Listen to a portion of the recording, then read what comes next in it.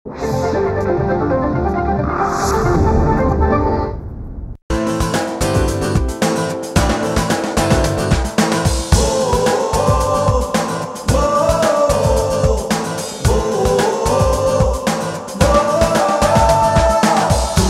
से झुके नहीं, कदम कभी डिगे नहीं। तूफानों से झुके नहीं, कदम कभी डिगे नहीं, राह में रुके नहीं, आसमां से बुलंदी तक, कोशिश से कामयाबी तक, कोशिश से कामयाबी तक, कोशिश से कामयाबी तक, कोशिश से कामयाबी तक, कोशिश से कामयाबी तक। नमस्कार, कोशिश से कामयाबी तक में मैं किरण जुनेजा आज आपका स्वागत करती हूँ। कामयाबी की सीढ़ियाँ चढ़ने वाला इंसान ज़मीन से आसमान तक पहुँच जाता है। एक ऐसे ही इंसान से आज हम आपकी मुलाकात कराने वाले हैं। आइए देखते हैं उनका एवी। एवी प्लीज। मशहूर फिल्म कॉमेडियन जगदीप के घर 4 दिसंबर सन 1963 को जावेद जाफरी का जन्म हुआ। सन 1985 में आई फिल्म मेरी जंग से बतौर खलनायक अपने फिल्मी सफर को शुरू करने वाले जावेद जाफरी ने इसी फिल्म से एक अच्छे डांसर की इमेज भी बना ली थी। उन पर पिक्चराइज गाना बोल बेबी बोल अत्यधिक पसंद किया गया। 7 साल में जवानी जिंदाबाद, लश्कर और 100 डेज जैसी फिल्में करने के बाद जावेद जाफरी ने दर्शकों में अपनी एक अलग पहचान बना ली। फिल्मों के अलावा जावेद जाफरी ने डबिंग, एड फिल्म्स, कमेंट्री और टीवी जैसे कई क्षेत्रों में अपनी अलग पहचान बनाई। कई प्राइवेट चैनल्स पर उन्होंने बहुत से धारावाहिकों और फिल्मों पर आधारित टैलेंट कॉन्टेस्ट्स और कई तरह से मनोरंजन से भरपूर शोज भी किए। वर्सेटाइल एक्टर जावेद जाफरी ने कुछ फिल्मों का निर्माण भी किया। तो आइए देखते हैं कोशिश से कामयाबी तक का उनका ये सफर। तो ये थे जावेद जाफरी। आइए आज उनसे बात करते हैं और जानते हैं उनकी जिंदगी के बारे में। जावेद जी, हाय। कैसे हैं आप? ठीक ठाक? Very good, very good. आइए बैठिए।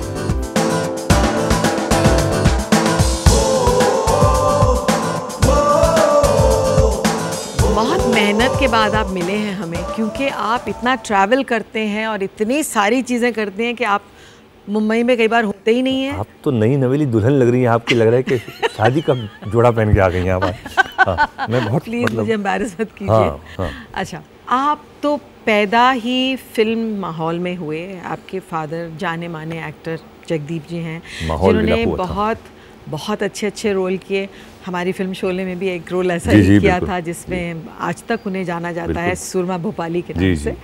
तो बचपन में आपको, जब आप अपने फादर को देखते थे एक्टिंग करते हुए, सेट्स वगैरह पे जाते थे, कभी विजिट करते थे? बचपन में मैं बहुत छोटा था, सेट पे हम कम जाते थे। लेकिन हाँ, शुरू में थोड़ा, एक पिक्चर आई थी अनमोल मोती, जिसमें मेरे फादर आई थिंक जितेंद्र साहब के फादर बने थे। तो फिर वो मर जाते हैं, ऑक्टोपस खा जाता है कुछ, वो गोताखोर जो होते हैं जो समंदर में से सीप निकालते हैं, वो रोल था उनका। अच्छा। तो एक आदमखोर कुछ ऑक्टोपस होता है, वो मार देता है। तो मैं बड़ा रोया था थिएटर में, अरे मर गए पापा। तो उस वक्त पहली बार मुझे याद है जब मैं शॉक हुआ था कि अरे पापा को तो खा लिया, मर गए, सारी क्राइंग। तो ये पहला मुझे एक याददाश्त जो कहते हैं जी, एक्सपीरियंस। बट सेट्स पे जाना नहीं होता था, लेकिन फिल्मों से और हमारी जो तरबियत हुई थी, वो हम एक बांद्रा, एक मुंबई में एक सबब है, तो वहाँ हम पले बड़े और पैदा हुए। वो बड़ा ही, ज़्यादातर जो क्रिश्चियंस, मछुआरे और क्रिश्चियन कम्युनिटी के साथ वहाँ पे ज़्यादा लोग थे। तो बड़ा ही अलग सा एक मज़ेदार एक वातावरण और एक अलग ही ज़बान थी और अलग ही ज़िंदगी थी उनकी। तो उनके बीच हम पले बड़े। मिशनरी स्कूल में गए थे हम, सेंट टेरेसा हाई स्कूल जो पैरिश होते हैं।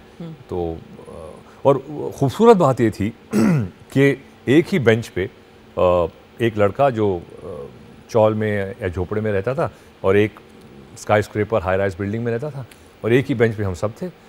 ये जो सीख मिली ऐसे वातावरण में पढ़ाई और बढ़ने की, ये बहुत अमूल्य है मुझे लगता है। क्योंकि आजकल जो है वो स्ट्रक्चर ही चेंज हो जाए, इकोनॉमिक डिवाइड्स हो गए, ये स्कूल ये स्कूल ये स्कूल, इतनी फ़ीस इतनी फ़ीस इतनी फ़ीस।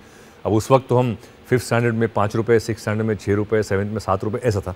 और ये डाइवर्सिटी जो थी वो आजकल हम मेरे बच्चों को नहीं मिल रही है, बिकॉज वो एक तबके बन गए हैं, एंड दैट इज़ सैड। तो वो मुझे एक आई थिंक हमारा जनरेशन एक लास्ट जनरेशन था जहाँ पे ये मौका बड़ी सिटीज़ में, मेट्रो सिटीज़ में मिला कि आप। और हम जब बच्चे थे तो शायद हमें खेलने का बहुत टाइम मिलता था। खेल मतलब फ्रीडम, जगह भी मिलती थी, गार्डन में चले गए और भाग के दौड़ लिया। हम सड़क पे खेलते थे दोपहर में। स्कूल हमारा देखिए, हमारा प्राइमरी स्कूल था फ्रॉम 1 से लेके शाम 6 तक, और सेकेंडरी स्कूल था सुबह 7 से लेके 1 बजे तक। तो अब 1 बजे के बाद हम तो फ्री। अब दोपहर में हम सड़क पे वो 7 टाइल्स, चोर पुलिस, भाग दौड़ दोपहर में खेल रहे हैं सड़क पे, और ट्रैफिक भी बहुत कम होता था। अब तो मतलब आप बाहर। लेकिन आज के बच्चों को वो फ्रीडम नहीं है। आज के बच्चे कार में बैठते हैं, एक ट्यूशन पे जाते हैं, वापस आते हैं स्विमिंग पे जाते हैं, वापस आते हैं स्विमिंग पे जाते हैं जिनके पैसे होते हैं। वहाँ तो स्विमिंग भी नहीं कर सकते ना, हमें समंदर स्विमिंग के लायक रहा नहीं, इतना गंद हो गया वहाँ पे। दूसरी बात है, आप रोलर स्केटिंग नहीं कर सकते, साइकिलिंग नहीं कर सकते, क्या कर क्या आप भाग नहीं सकते। अब उसके लिए जॉगर पार्क बनाया, लेकिन बच्चा है उसको फुटबॉल खेलना है, बेसिकली मुश्किल हो गया मुंबई में, खासतौर से मुंबई में। जी। तो तब के बच्चों, आप क्या प्रेफर करते हैं? तब के बच्चे अच्छे थे कि आज के बच्चे? उस वक्त वातावरण ज़्यादा बच्चों के लिए बेहतर था, फ्रीडम था, फ्रीडम और नहीं फिजिकल एक एक्टिविटीज के लिए। बट ऑल्सो आई थिंक ये आईपैड, कंप्यूटर, ये वो फोन, मोबाइल आने से बच्चे जो आजकल नहीं, आजकल वो तो इसी पे लगे रहते हैं। रिलीजन का बहुत इन्फ्लुएंस है, ये 2 हाथ का जाप है। आजकल 2 हाथ के जाप होते हैं, जाप करते हैं। तो हाँ, तो सब बच्चे जाप कर रहे हैं, अपने नए नए जाप कर रहे हैं। हाँ, तो क्या? अच्छा, तो ये बताइए, बड़ा टिपिकल क्वेश्चन है लेकिन पूछना तो है ही, तो पूछ ही रही हूँ कि आप एक्टर कैसे बन गए? आपने बचपन में सोचा कि मैं एक्टर, मतलब फैमिली तो थी, लेकिन आपको ये शुरू से शौक था, ये सडनली आप बस आ गए? मैं आ गया, मुझे पता नहीं। देखिए, मैं जब 10वीं पास की तो मेरे बहुत अच्छे मार्क्स आए थे। मुझे साइंस और मैथ्स में बहुत, मतलब 80-85% ऐसे मार्क्स मिले थे। तो मैंने सोचा मैं इंजीनियर बनूंगा। फिर मैं अमेरिका जाने वाला था, मेरे अंकल वहाँ पे हैं। तो मेरे जो वालिद साहब हैं उनको लगा नहीं वातावरण सही नहीं है, लड़के भटक जाएंगे, ये वो कल्चर कुछ ड्रग्स व्रग ये सब नहीं, तो नहीं भेजा। तो फिर मैं कॉलेज गया।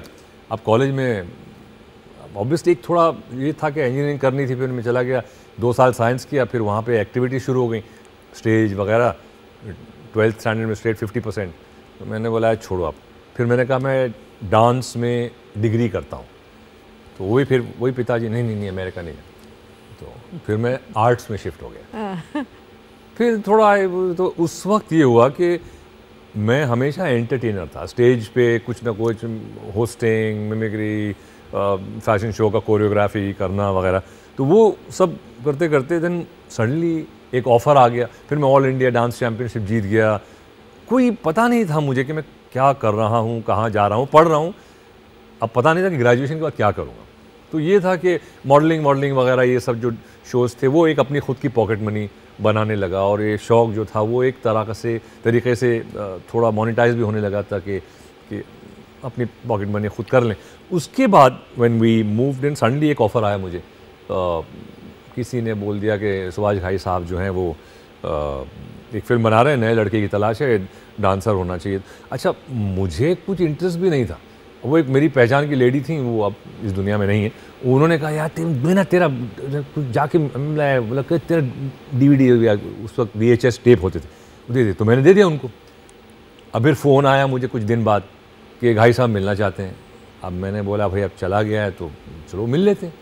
तो जाके मुलाकात की। तो अब ऑब्वियसली क्योंकि वालिद साहब फिल्म इंडस्ट्री ताल्लुक़ रखते हैं, तो वो जो कहते हैं ना कि ओपनिंग डोर थोड़ा ज़्यादा खुल जाता है, पेडिग्री समझ लीजिए। हाँ, थोड़ी एक रिस्पेक्ट मिल जाती है उनकी वजह से हमको ज़्यादा जी।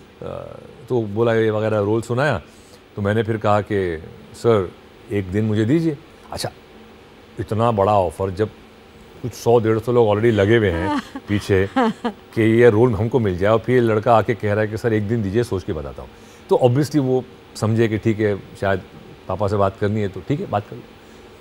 तो मैंने पापा से कहा कि ये है। तो उन्होंने कहा देखो प्रोड्यूसर अच्छे हैं, एलन सिप्पी हैं, नामचीन हैं और रिस्पेक्टेड, डायरेक्टर अच्छे हैं, राइटर जावेद साहब हैं, नूतन जी हैं, अमरीश पुरी हैं, अनिल कपूर हैं, बोला अच्छे टीम के साथ तुम काम कर रहे हो, एंड अगर तुम्हें लगता है तुम्हें इस लाइन में जाना है तो मुझे एतराज़ नहीं है, बट तुम अपना रास्ता बनाओ और अच्छे लोगों के साथ अच्छा ही काम सीखोगे तो आई थिंक इट्स। तो उन्होंने कहा कि you know it's a good team, तो इससे शुरुआत हो गई। तो रोल कैसा था? रोल बहुत अच्छा था। पहले वेजिटेरियन रोल था, फिर बाद में चिकन रोल कर दिया हमने।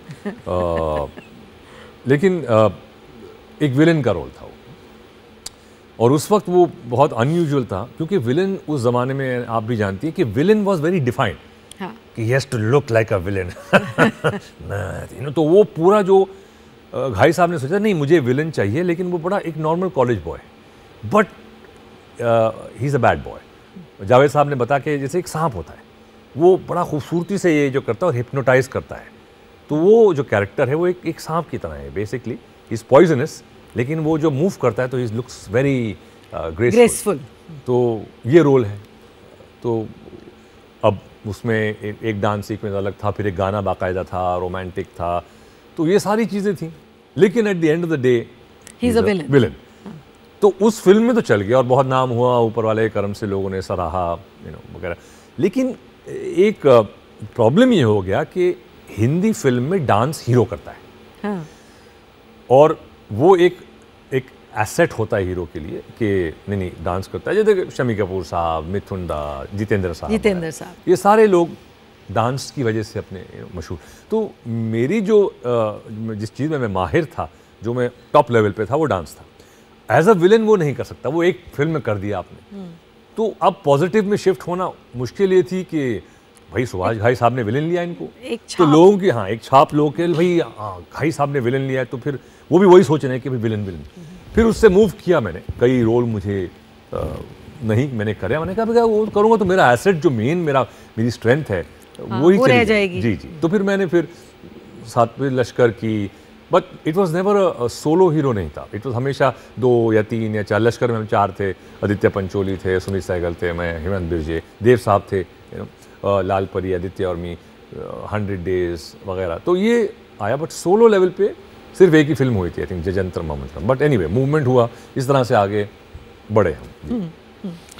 तो आप तो मल्टी टैलेंटेड हैं, आप जैसे कह रहे हैं डांस कर लेते हैं, आप एक्टिंग कर लेते हैं, आप वॉइसेस करते हैं, वॉइस ओवर करते हैं, आप डबिंग करते हैं, तो आप प्रोड्यूसर रहे हैं, आप राइटिंग करते हैं, तो इतनी सारी चीज़ें, ऐसा लगता है कभी कि रोलिंग स्टोन गैदर्स नो मास?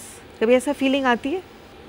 मैंने हमेशा, देखिए मैं अपने आप को एक एंटरटेनर मानता हूँ, तो मैंने हमेशा ये कोशिश की कुछ ना कुछ इस माध्यम में करता रहूं, सीखता रहूं और अपने फ़न को पॉलिश करता रहूं। तो चाहे वो वॉइस में हो, राइटिंग में हो, सिंगिंग में हो, कोरियोग्राफी में हो, एडवर्टाइजिंग फिल्म्स में हो, कॉपीराइटिंग हो, सब कुछ किया मैंने, और मुझे मौका मिला और मैंने एक अच्छे मयार पे काम किया और लोगों ने आप बहुत लकी रहे जावेद, बिकॉज हमारे टाइम में, आपके टाइम में कुछ एक स्लॉट सा था कि एक्टर प्रोड्यूसर नहीं हो सकता, डायरेक्टर एक्टर नहीं हो सकता, मतलब कुछ ऐसे कुछ दायरे से थे, रूल्स थे, और लोग डरते थे। जैसे कि मैं जानती हूँ एक्टर्स को जो कि प्रोडक्शन नहीं करना चाहते थे कि नहीं प्रोड्यूसर बन जाएंगे, शुरू करेंगे तो लोग रोल देना बंद कर देंगे। तो you were one of the very lucky few जिन्होंने की बहुत सारी एक्सपेरिमेंटल चीज़ें की और आप सक्सेसफुल भी रहे, लेकिन आपका मतलब उससे आपके काम में कोई हर्ज नहीं आया, आपको तो भी काम मिलता। देखिए मैंने हमेशा देखा, जैसे कि गुरुदत्त साहब थे, हालांकि उन्होंने अपनी फिल्मों में ज़्यादा काम किया, राज कपूर साहब थे, उन्होंने बाहर भी काम किया, फिरोज़ खान साहब, उन्होंने बाहर भी काम किया, खुद प्रोड्यूसर भी थे, डायरेक्टर भी थे, एक्टर भी थे। तो ये प्रेसिडेंट्स जो हैं वो मिलते हैं हमको। तो मैंने कभी ऐसा सोचा नहीं कि हाँ प्राइमरीली मैं एक आर्टिस्ट हूँ, बट एक आर्टिस्ट एक अलग अलग माध्यम को इस्तेमाल कर सकता है, जैसे कि पेंटर का एक वो ले लेगा, फिल्म ले लेंगे आप, इसको हर चीज़ एक माध्यम है, मेरे लिए वो माध्यम नहीं, मैं तो I am totally with you. मैं तो सोचती हूँ कि इंसान को अपना दायरा इतना सा नहीं रखना चाहिए, एंड बिल्कुल फैल के जहाँ जहाँ आप जो कर सकते हैं फैल जाओ। हाँ, जैसे कि करण जौहर हैं, देखिए ना, डिज़ाइनर भी हैं, प्रोड्यूसर भी हैं, डायरेक्टर भी हैं, एक्टर भी हैं। संजय लीला भंसाली को ले लीजिए आप, वो म्यूजिक भी दे रहे हैं, यू नो, एक्टिंग नहीं की, लेकिन बट आई डोंट थिंक उससे कुछ फर्क। आजकल लोग ओपन आउट हो गए हैं, और अगर फाइनली क्या होता है, देखिए इट ऑल डिपेंड, कामयाबी है कि नहीं। जहाँ आपका कुछ फ्लॉप हुआ, अरे ये तो फ्लॉप है, वो तो है, वो तो होता ही है। तो अल्टीमेटली इट्स कामयाबी। और यहीं पर लेंगे हम एक छोटा सा ब्रेक। कोशिश से कामयाबी तक, कोशिश से कामयाबी तक, कोशिश से कामयाबी तक में ब्रेक के बाद आपका स्वागत है। मैं हूं किरण जुनेजा और आज हम बात कर रहे हैं जावेद जाफरी से। तो जावेद जी जैसे बात कर रहे थे ब्रेक से पहले कि एक आर्टिस्ट को एक्सप्लोर करना चाहिए और जहाँ जहाँ भी उसकी टैलेंट है उसको कोशिश करनी चाहिए। तो अभी आपके और कौन से छुपे हुए टैलेंट हैं जो आपने एक्सप्लोर नहीं किया और करना चाहते हैं? फिल्म डायरेक्शन अभी तक किया नहीं, उसका मन है और देखिए इंशाल्लाह वो भी होपफुली आने वाले साल में कोशिश है कि करेंगे। बाकी सब कुछ तो प्रोड्यूसर सब कुछ कर लिया काफ़ी। फिल्मों जो आपने 2 प्रोड्यूस की हैं उनके बारे में बताइए, बिकॉज दोनों को अवार्ड्स मिले हैं। एक फिल्म फीचर फिल्म प्रोड्यूस की है जो अभी फिनिश हुई है, उसका पोस्ट करके हम उसको रिलीज़ कर, उसका नाम है BMW और शायद नाम चेंज हो जाए वगैरह। वो एक 80s में और 90s में जो ये पुलिस जो थे एक पेज 3 लेवल की पॉपुलैरिटी हो गई थी उनकी, कुछ पुलिस ऑफिसर्स तो जो हम उसको लेबल करते थे एनकाउंटर वगैरह वगैरह, जो वो द क्रिमिनल नेक्सस और पुलिस का क्रिमिनल का जो नेक्सस था उस वक्त, अगर कुछ कॉन्स्पिरेसी थियरीज थी वगैरह, उसके बेस पर एक कहानी है जो, और बहुत अच्छी एक कास्ट हमारी इकट्ठा हुई है। एक अमेरिकन लड़की है जो बेसिकली हिंदुस्तानी है, बम्बई की थी, मुंबई उस वक्त, और वो अब बहुत सालों बाद आई है एज अ न्यूज़ रिपोर्टर और वो कवर कर रही है इस टॉपिक को about the so called page 3 cops. और सरिता चौधरी एक एक्ट्रेस हैं जो काफ़ी वहाँ पे नाम कमा चुकी हैं, अभी टॉम हैंक्स के साथ एक फिल्म में लीड आ रही हैं, वहाँ पे काफ़ी नाम, मीरा नायर के साथ थी शुरुआत में, तो वो हैं। तनिष्ठा चैटर्जी हैं, वो बहुत ही अच्छी कलाकार हैं, काफ़ी फिल्में कर रही हैं इंटरनेशनल लेवल पे। चंदन रॉय सन्याल एक लड़का है, वो भी बड़ा अच्छा आर्टिस्ट है। आदिल हुसैन हैं जो अभी फिल्मों में काफ़ी। और तो आप ये इंडियन मार्केट के लिए बना रहे हैं या इंटरनेशनल मार्केट? प्राइमरीली ज़्यादा इंटरनेशनल मार्केट के लिए होगा। और विजय राज हैं और मैं, तो ये हमारी एक कोर टीम है, उन पे कहानी है। और तो वो एक फिल्म है और अच्छे टेक्नीशियंस भी हैं। दूसरी दो डॉक्यूमेंट्रीज बनाई थी, वो उसको काफ़ी समय, मतलब 4 साल हो गए। तो एक थी इंशाल्लाह फुटबॉल और दूसरी थी इंशाल्लाह कश्मीर। दोनों कश्मीर में बेस्ड थी और दोनों के टॉपिक थोड़े अलग थे, लेकिन वो दोनों को फिर नेशनल अवार्ड्स मिले और काफ़ी सराहा गया उनको।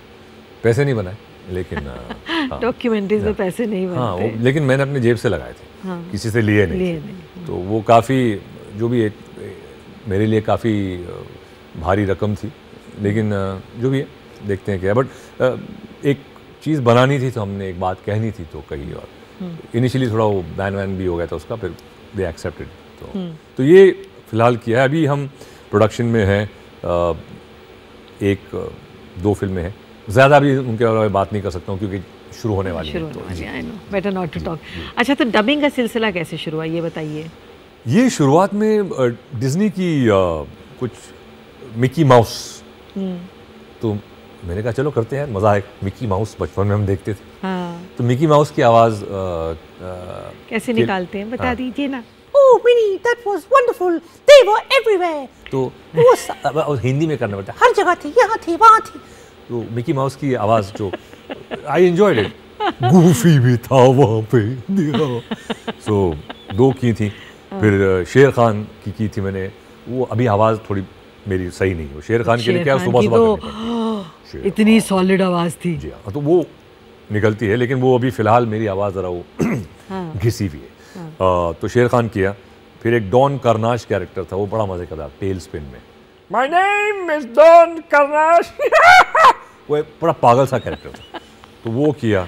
पर ये इंग्लिश में क्या मतलब? नहीं, हिंदी में। तो मैं अब कर रहा हूँ हिंदी के डायलॉग। हाँ, लेकिन हम हिंदी में सुनना चाहेंगे ना। अब माय नेम इज डॉन करनाश, मेरा नाम है डॉन करनाश, सब वही है, मेरा नाम है डॉन करनाश।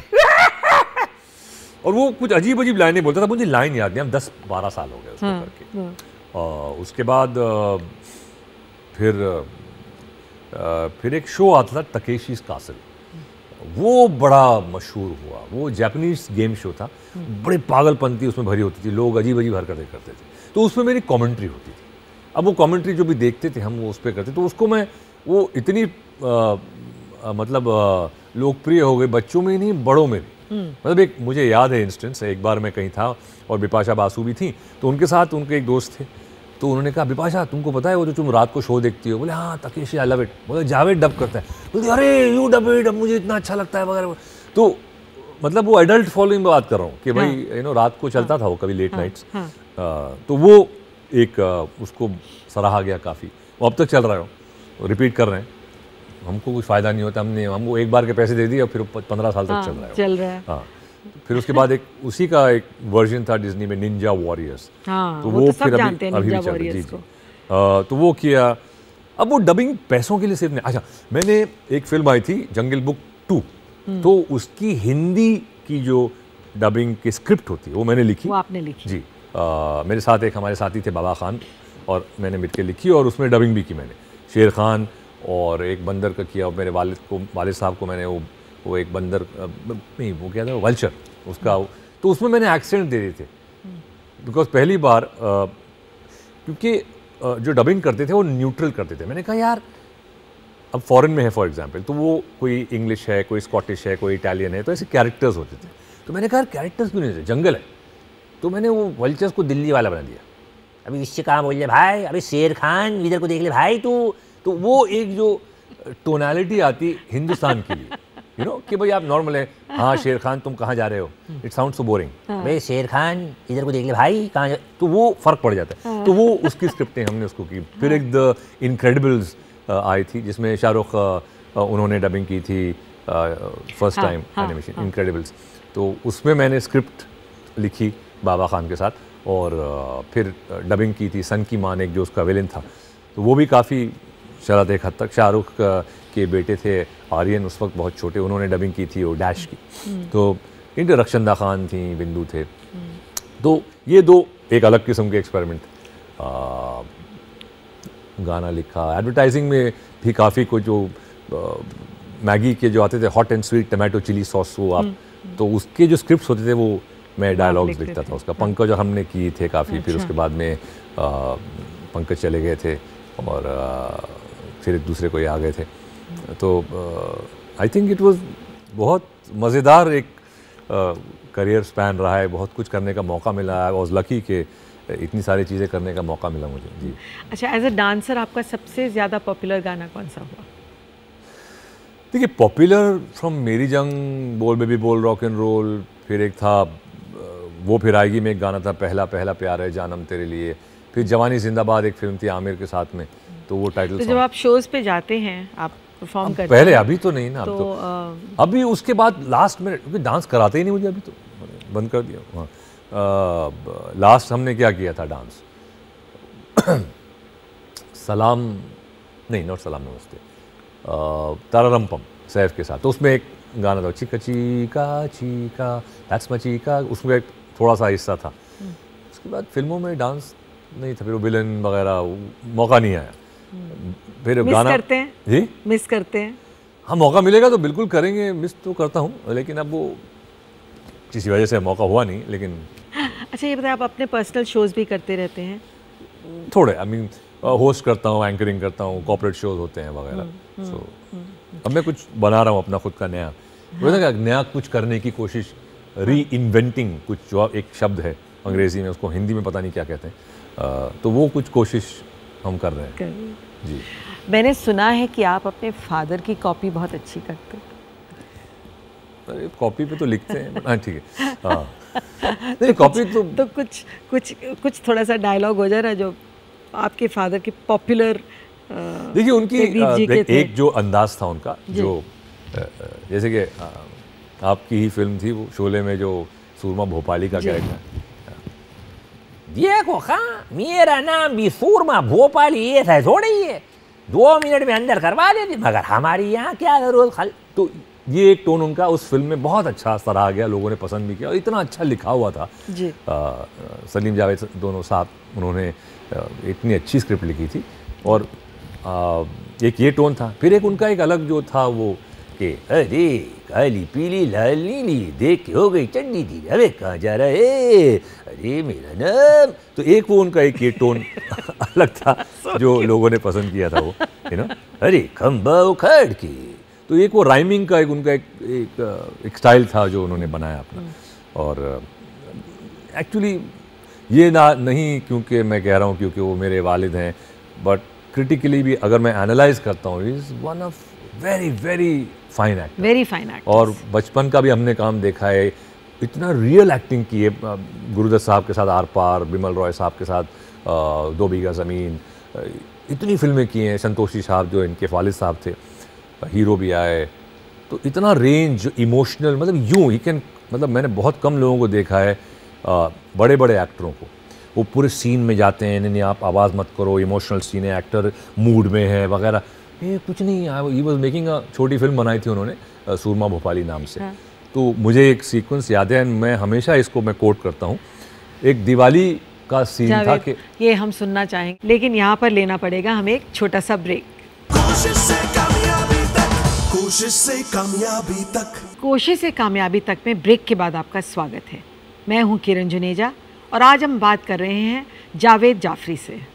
तो जावेद बात कर रहे थे आपके जी डैडी के बारे में, तो आप बता रहे तो थे। हाँ, वो एक सीन शूट कर रहे थे, दिवाली की रात का एक सीन है, और सीन ये था कि एक बच्ची अस्पताल में है और पैसों की ज़रूरत है। तो बोला क्या करें, तो जो 2 छोटे बच्चे हैं बोलते चलो थोड़ा नाच गाना करेंगे, दिवाली की रात है, कुछ पैसे जमा कर लेंगे सड़क पे। तो एक्चुअली हमने मरीन ड्राइव पे उसकी शूटिंग की। अब रियल ऑडियंस, अच्छा लोग शूटिंग आपको पता है, जहाँ एक कैमरा आ गया तो फिर 500,000 लोग खड़े हुए थे वहाँ पे आके। अब रियल लोग तो आप पप्पा को बिकॉज लोग पहचानते थे, तो अब उनको बोल रहे हैं देखिए आप लोग ऐसा करिए कि जब हम कहेंगे एक्शन तो आप लोग ताली मारिएगा और ये ऐसे पैसे फेंकिएगा। ओके रेडी, कैमरे को कह रहे हैं भाई आप देखो कैमरा यहाँ से मूवमेंट करना, और बच्चों को हाँ देखो तुम लोग ऐसा करना, उठाना और खुश होना, ये सब डायरेक्शन भी दे रहे हैं। अब ये सब कर रहे हैं, सब रेडी, ओके हाँ भाई आप रेडी, कैमरा रेडी है, अच्छा आप लोग रेडी हैं, ऑडियंस हाँ ओके ठीक है, ओके कैमरा एक्शन। अब पैसे फेंके उन्होंने, नीचे उठाए एंड ऊपर आए एंड आंखों में आंसू, and I said I mean it's not even 6 seconds and he had that switch.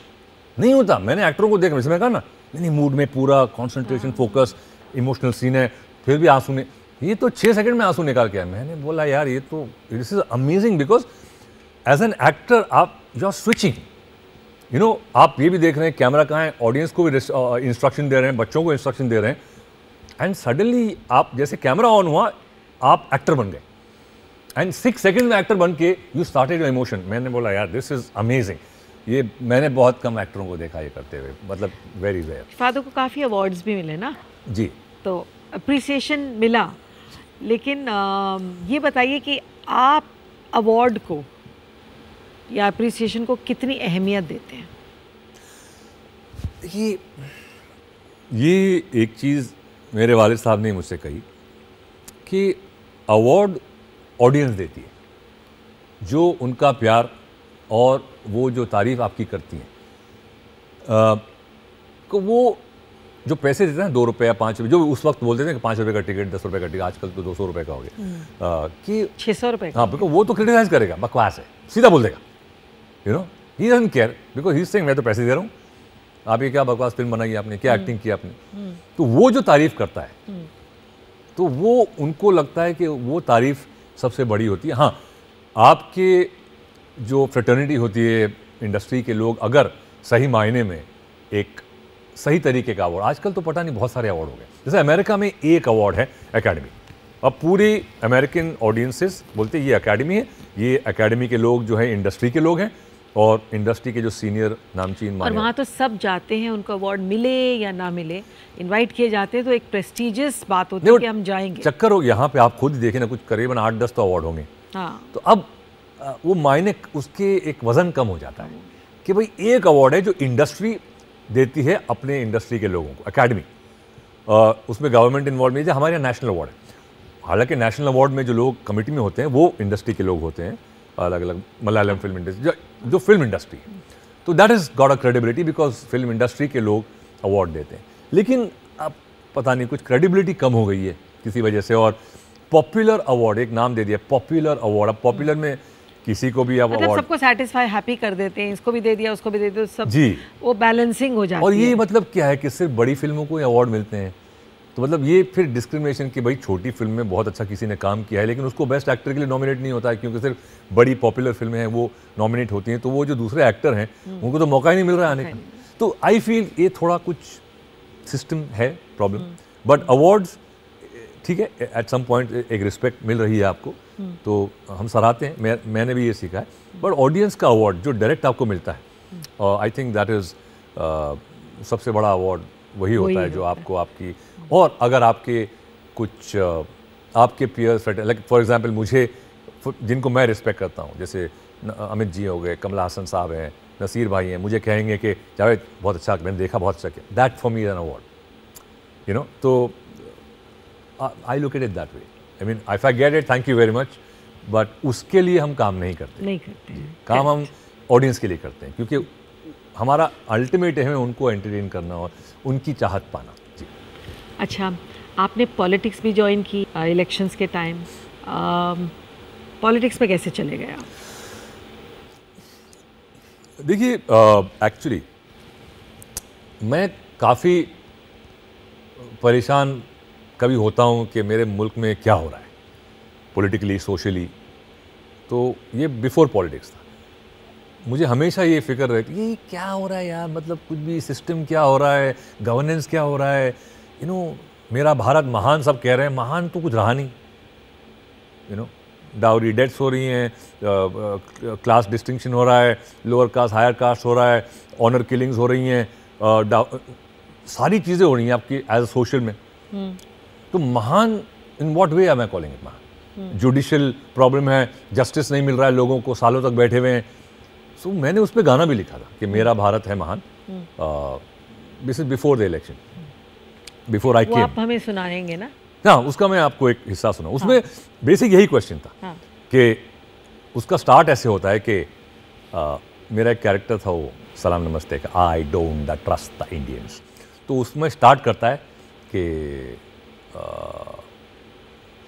धुन है हमारी ना, तारा दारा दारा दा तारा दा दारा, फिर वो आके बोलता है कि सारे जहां से अच्छा, can't even afford a bloody कच्चा, I don't the trust the Indians, sorry, exactly वहां से गाना शुरू होता है। और उसके शब्द ये थे कि मेरा भारत है महान, फिर भी सब हैं परेशान, पैसा पावर ही पहचान, सब चलता है सब बिकता यहाँ, बंद हैं आंखें मुंह और कान, खुली कुर्सी की दुकान, करप्शन अपना ईमान, सब चलता है सब बिकता है यहाँ। और फिर वो एक रैप आता है विच इज वेरी इंटरेस्टिंग कि इंडिया थी सोने की ये चिड़िया, what's that, just check the Wikipedia, क्या हुआ कब हुआ क्यों हुआ कैसे हुआ, माल था हमारा पर गोरे खेल गए जुआ, कट टू द 1947, जय हिंद अब देश होगा heaven, ding dong the bells, देश इन द वेल्स, हेवन हुआ पोपट and now in it hells, Bhagalpur Bofors Bhopal Lokpal, Gujarat Ayodhya Mumbai का देखो हाल, हाल इज वेल, हाल is well, land fodder scam हो, क्रिकेट हो या तेल, बिग शॉट झोल करो and take a bail, politics politics कैसा है ये खेल, ऊपर देशभक्ति नीचे कंट्री फॉर सेल, बोलता है हम ये करेंगे हम वो करेंगे और हम भरेंगे और बेकसूर मरेंगे। तो ये टोन था उसका, यू नो। ये आपने बनाया बिफोर द इलेक्शन। यस। अब क्या हुआ जब मैंने देखा कि एक थर्ड फ्रंट खड़ा हो रहा है, दो चीज़ें हैं जो सबसे बड़े डिटरेंट और इस मुल्क को जो नीचे घसीट के ले गई हैं, एक है कम्युनलिज्म और एक है करप्शन मेरे हिसाब से, और what we call dynastic politics, उसको हिंदी में बोलिए, यू नो। तो ये जो चीज़ें हैं ये मुल्क को नीचे घसीट रही थी क्वागमायर में। मैंने कहा एक थर्ड फ्रंट आया है, ऐसे हमारे देश के मुल्क के लोगों को आगे आके खड़ा होना ज़रूरी है कि सपोर्ट करें। अगर आपको लगता है कि एक चीज़ है, आप घर पे बैठ के बात ना करें, अगर कोई चीज़ लगता है कि नहीं यार मैं इस बिलीव करता हूँ इसमें, तो उस बिलीव को सपोर्ट करिए ना, तो कि लोगों को लगे कि एक मूवमेंट है कि मैं अकेला ही चला था जाने में मंजिल मगर लोग साथ आते गए कारवां बनता गया, ये एक शेर है और it made sense to me. तो मैंने इसीलिए ज्वाइन किया। ठीक है, एक्सपीरियंस हुआ, मैंने बहुत कुछ सीखा, मैंने बहुत मेहनत की और मुझे लगा कि यार मेरा स्वभाव पॉलिटिक्स में नहीं है, मैंने आई डोंट, एक स्वभाव की ज़रूरत है उसमें। बहुत you have to be very diplomatic, बहुत सोच समझ के बोलना पड़ता है, आप मन की बात धड़ से नहीं बोल सकते। वो यू नो वो जो कहते हैं ना, नहीं मन की बात होती है यूँ, जहाँ आप सोचने लगे फिर वो मन की बात नहीं, फिर वो दिमाग की बात है। यू नो, मन की बात होती है जो आदमी फट से बोल देता है, यू नो, दैट इज मन की बात फॉर मी। तो मैंने कहा वो मैं नहीं कर सकता, तो मैं सपोर्ट करता हूँ, अभी भी सपोर्ट करता हूँ, but I am not an active, so कहते हैं जो रनिंग फॉर इलेक्शंस, बट जो मैं बिलीव करता हूँ मैं सपोर्ट करता हूँ। लड़कियों के कपड़ों पर कुछ समय से काफ़ी ऑब्जेक्शन लिए जा रहे हैं, कहा जा रहा है कि लड़कियों को छोटे कपड़े नहीं पहनने चाहिए, मिडरिफ नहीं दिखानी चाहिए, जीन्स तक के लिए। बट आई डोंट थिंक, अब देखिए जहाँ तक एक होता है पर्सनल कि मैं नहीं पहनता, मैं अपने घर वालों को कह सकता हूँ कि देखिए भाई हमारे घर में हमारी घर की ये सभ्यता है, ये मेरा पर्सनल फीलिंग है।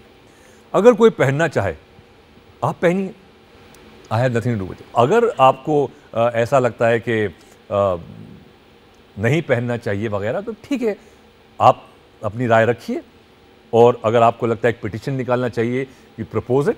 अगर मेजॉरिटी इस देश की कहती है कि पब्लिक में इस तरह का ये नहीं होना चाहिए, then it's a democratic call. Censorship का भी वही है कि अगर डेमोक्रेसी है तो भाई अमेरिका में रेटिंग है कि भैया ये PG है, ये UA है, ये R रेटेड है, उसमें लिखते हैं violence, explicit language, nudity, and parental guidance बोल देते हैं कि आप पेरेंट्स के साथ देख सकते हैं। हर फिल्म में गाइडेंस होती है कि ये फिल्म बच्चा माँ बाप के साथ देख सकता है, अकेले नहीं देख सकता। करेक्ट, तो वो क्लियर है, तो वो आप फिर सिक्योरिटी में रखिए, क्या एज है, ID दिख, व्हाटएवर, तो वो आप करिए। अब जब लिखा है एडल्ट, तो एडल्ट में बातें होंगी जो एडल्ट्स के लिए हैं ऑब्वियसली, तो आप ये नहीं दिखाओ, किसिंग नहीं दिखा सकते हो, अरे भैया, तो फिर जब फिर एडल्ट सर्टिफिकेशन दे दिया आपने तो इट्स सर्टिफाइड, दैट मीन्स आपने एक डेमोक्रेसी उसको दी है कि हाँ, as long as it's certified. भाई किताबें नहीं बिक रही हैं, प्ले बॉय बिक रहा है, पेंट हाउस बिक रहा है, लेकिन वो लिखते हैं एडल्ट है, वो कवर होता है। यहाँ पे भी कितने मैगजीन है हिंदुस्तान में, एडल्ट मैगजीन है, वो पेपर में होते हैं, लपेटे होते हैं, ठीक है। अब वो दुकानदार की रिस्पॉन्सिबिलिटी है कि वो बच्चे को ना बेचे, इट्स अ होल सिस्टम। तो वो अगर डेमोक्रेसी है तो फिर एक दायरा रखिए आप कि आपको इस तरह है और ये अलाउड है, तो आई कैन से। तो जावेद, यहाँ पर लेते हैं हम एक छोटा सा ब्रेक। कोशिश से कामयाबी तक, कोशिश से कामयाबी तक। ब्रेक के बाद कोशिश से कामयाबी तक में आपका स्वागत है। मैं हूँ किरण जुनेजा और आज हम बात कर रहे हैं जावेद जाफरी से। तो जावेद, बातें हम बहुत इंटरेस्टिंग कर रहे थे। मैं आपसे ये पूछना चाहती हूँ कि फैमिली के बारे में बताइए। जावेद, आप बहुत क्वाइट रहे हैं, मतलब पब्लिकली कोई भी आपकी फैमिली के बारे में जानता नहीं है। आपके कितने बच्चे हैं, शादी कैसे हुई? मेरी एक माँ है, एक बाप है, एक बीवी है, 3 बच्चे हैं। लव मैरिज है? एक ही बीवी है। लव मैरिज है? नहीं, आपको तो वैसे अलाउड है, पर लव मैरिज है? लव मैरिज जी हाँ, लेकिन परमिशन माँ बाप से लेके पूछताछ करके ही। वो एक लंबी कहानी है, बट 22 साल हो गए। मेरा बेटा है अभी 22.5 साल हो गए मेरी शादी को। बेटा है 21.5 साल का, बेटी है 20 साल की, और एक छोटा बेटा है 13 साल का। तो बड़ा बेटा है, उसका नाम मीज़ान है। वो फिल्म स्कूल डिग्री कर रहा है फिल्म में, न्यूयॉर्क में। अभी फ़िलहाल एक ब्रेक लिया है, और as an assistant director Sanjay Leela Bhansali sahab के साथ जो नई फिल्म बना रहे हैं उसमें एज ए डायरेक्टर उसने एक ब्रेक लिया है 1 साल का। फिर वो सोचेगा कि उसे इस इंडस्ट्री में काम करना है या वहाँ जाना है। एक्टिंग का शौक नहीं है? देखिए, वो छूट दे दिया। अब वो फिलहाल फिल्म मेकिंग सीख रहा है, एक्टिंग की डिग्री नहीं कर रहा। तो अगर उसको एक्टिंग में आना होगा वो बाद में दे, वो खुद अपनी, मैं कोई चीज़ फोर्स नहीं करता। और बेटी बिजनेस कर रही है, बिजनेस और फैशन में जाना चाहती है। छोटा है, उसको गेमर बनना है। अच्छा। हाँ, तो आजकल वो जो क्या ना, हाँ, 2 हाथ वाली जाप। तो देखते हैं, अब अपना रास्ता बना लेंगे खुद। हाँ। हमारा धर्म, हमारी जिम्मेदारी ये होती है कि एक अच्छी एजुकेशन दें, और सही कुछ जो हमारी सभ्यता है और उसूल आदर्श जो भी होते हैं, ये चीज़ें हम दे सकते हैं उनको। बाकी अपनी ज़िंदगी रास्ता बनाएंगे अपने लिए। आप बिलीव करते हैं कि विमेन शुड बी वर्किंग? हाँ, ऑफ कोर्स, उसमें क्या प्रॉब्लम है? Women should be working. आपकी वाइफ आपके साथ? मेरी वाइफ मेरे साथ काम करती है, वो कन्वीनियंट हो गया उसके लिए। मेरा ऑफिस अगर है तो वो ऑफिस पूरा, वो बैक एंड, और मेरा पूरा सपोर्ट है, वो एक वेरी स्ट्रॉन्ग सपोर्ट। तो विमेन वर्किंग में तो मतलब इसमें तो कोई क्वेश्चन नहीं। जॉइंट फैमिली पे बिलीव करते हैं? जॉइंट फैमिली, देखिए, जॉइंट फैमिली के फ़ायदे भी होते हैं, जॉइंट फैमिली के एक तरह से डिसएडवांटेजेस भी होते हैं। फ़ायदे ये होते हैं कि बहुत अच्छा सपोर्ट सिस्टम मिल जाता है एक दूसरे को, एक तरीके से। प्रॉब्लम ये हो गया है, it is basically real estate problem. क्योंकि जब बड़े बड़े घर होते थे, बड़े बड़े बंगले होते थे, जो जॉइंट फैमिलियाँ थी, आजकल मॉड्यूलर हो गया फ्लैट, 1 बेडरूम 2 बेडरूम, अब तो जॉइंट फैमिली कहाँ रहेगी। तो इसीलिए ये टूटना हुआ system, because real estate problem, joint family के टूटने का one of the main reason is real estate. तो जैसे घर छोटे हो गए तो परिवार भी छोटे हो गए। तो अब बेसिकली बट ऐसा सड अगेन एक थोड़ा स्पेस चाहिए होता है कि तो ना बर्तन नहीं बजने चाहिए, जो हमारे कहावतें आती हैं हिंदुस्तान में, कहते हैं कि बर्तन बचते हैं, 2 बहुएं एक साथ एक किचन में, तो ठीक है अपना किचन अलग रखो। अच्छा, आपने मराठी में एक बहुत अच्छा रैप गाया है। जी जी, तो उसकी कुछ लाइनें हमें सुना दीजिए। यूथ बदल घडव्यांची ताकत, एक फिल्म थी, अच्छा लगा था मुझे सब्जेक्ट, एक बदलाव की कोशिश थी। तो उसमें मैंने वही जो मैंने हिंदी में गाया था उसी का एक उसका जो बेसिक एसेंस और मीनिंग लेके आपके उसको ट्रांसलेट मतलब वही है। तो लेकिन बहुत अच्छा लिखा था, लोग मुझे याद नहीं है, मैं थोड़ा सा इसमें पढ़ लूँगा चलेगा ना, क्योंकि वो मराठी मध्ये काय म्हणते माझे व्याकरण से वाट लावली आहे, तो मैं इसको मराठी में पढ़ लूँगा इससे। एक सेकंड दीजिएगा मुझे। ओके, तो ये काफ़ी एक गुस्सा भरा हुआ गाना था सिस्टम का, एक यूथ की आवाज़ है।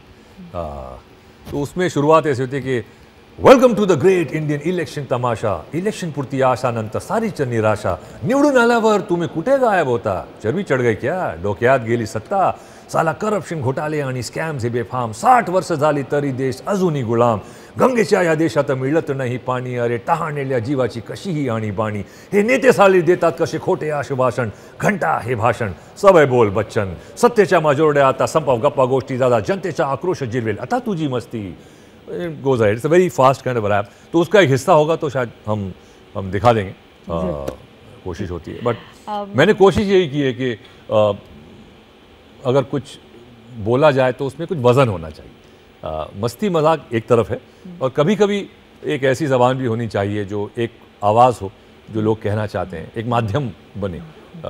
तो आई ऑलवेज ट्राई कि कुछ कहा भी जाए। तो मस्ती मजाक पे आ जाते हैं। मुझे मालूम है कि आप फिरोज़ खान जी की बहुत अच्छी नकल करते हैं। अब वो तो परलोक सिधार गए, अब उनकी नकल करके वो मैंने फिल्म में किया था। हाँ। सलाम नमस्ते, तो बन गया एक कैरेक्टर।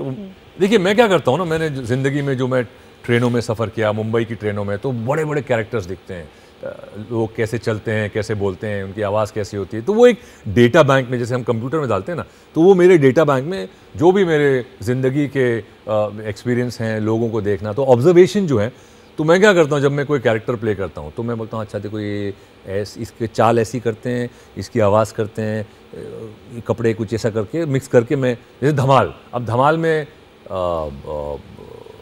बिकॉज मेरी हाइट जो है थोड़ी इनसे लंबी थी, जो मेरे साथी एक्टर हैं, तो इंद्र कुमार साहब जो डायरेक्टर थे, उन्होंने कहा यार जावेद तू तो यार स्मार्ट लगता है। तो मैंने कहा आई गॉट द पॉइंट, मैंने कहा ठीक है इंदू जी आप डोंट वरी, बिकॉज कैरेक्टर अलग किस्म का है ना, अजीब भोला सा टेढ़ा में। तो फिर बाद में मुझे कहा कि एक दिन कहते हैं जावेद यार तेरी आवाज़ तो बहुत अच्छी है। मतलब मैं कहा सर आप कॉम्प्लीमेंट दे रहे हैं मुझे या क्या, मैं मजाक कर रहा था। मैं समझ गया। अब मुझे कैरेक्टर प्ले करना था, तो मैंने इमीडिएटली उस कैरेक्टर को, ये बॉडी पॉस्चर में हम एक्टिंग जब करते हैं, आपने यूँ कर दिया उसको, आपकी पूरी हाइट ड्रॉप कर दी, आपका पॉस्चर इंट्रोवर्टेड हो गया।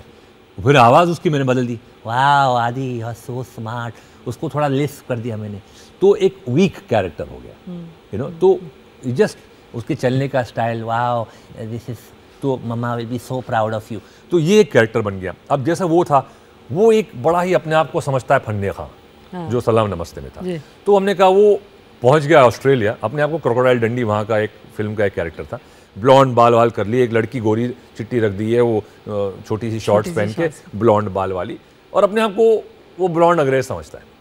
लेकिन उसकी ज़बान जो ऑब्वियसली पढ़ा लिखा ज़्यादा है नहीं, बिहार का है वो, तो अब उसकी ज़बान जो टूटी फूटी जो अंग्रेज़ी है तो वो बोलता है वो। और मैंने कहा कि इसमें अंदाज़ हम डाल देते हैं बिकॉज अपने आप को ज़रा, तो फिरोज़ खान साहब का एक थोड़ा सा एक अंदाज़।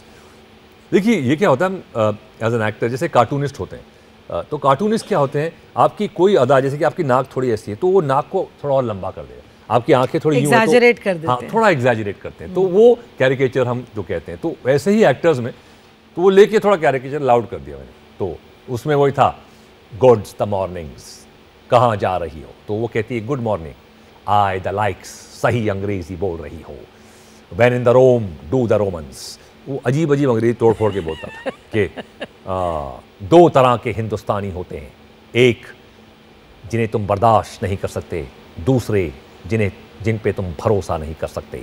तो वो जो खान साहब की थोड़ी अदा थी उसको हमने कैरिकेचर कर दिया, ये जो मैं नहीं जानता तुम क्या समझते हो। तो वो it just became a character, it's not Khan साहब, लेकिन कुछ अदा है, कुछ टच है, फीलिंग आ जाती है। हाँ, कुछ अंग्रेजी। तो जावेद, मैं ये नोटिस कर रही हूँ कि आपने जितने भी रोल्स प्ले किए हैं, lot of the contribution has gone आपकी तरफ से कि कैरेक्टर कुछ ऐसे कर दें, कुछ ये कर दें, जो कि एक्चुअली मतलब इज नॉट रियली योर। हमारी जिम्मेदारी एज एन एक्टर फिर क्या है भाई? डायरेक्टर ने लिख दिया, राइटर ने स्क्रिप्ट कर दी, आप तो आपकी एज अ डायरेक्टर एक जिम्मेदारी है, एज एन एक्टर एक जिम्मेदारी है कि आप उस कैरेक्टर को नयापन क्या कर सकते हैं। अगर आप जावेद जाफरी बन के एक्टिंग करेंगे तो फिर वो कैरेक्टर थोड़ी हूँ मैं। कैरेक्टर आपके एक वर्ड्स हैं जो लोगों ने फिर पकड़ लिए हैं और वो रिपीट होते हैं, तो 1-2 सुना दीजिए जो आपके बहुत पॉपुलर हुए। नहीं देखिए, अब जैसे मैंने कहा कि ये सलाम नमस्ते कहता, आई don't the trust the Indians, वो सॉरी एग्जैक्टली, वो बहुत पॉपुलर हो गया। फिर धमाल का ये है कि wow mama will be so proud of you, you are so smart. तो ये है। उसके बाद मैंने ज़्यादा सी तकिया कलाम for the sake of takiya kalam, then it sounds false.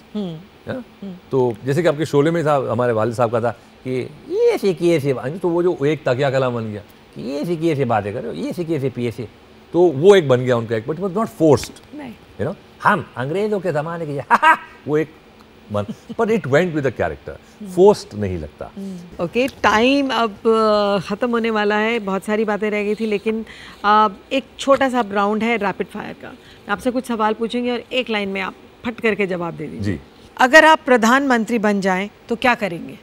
मैं प्रधानमंत्री बन जाऊं तो मैं ऐसे सिस्टम को हटा दूंगा जो मुझे प्रधानमंत्री बना सकता है।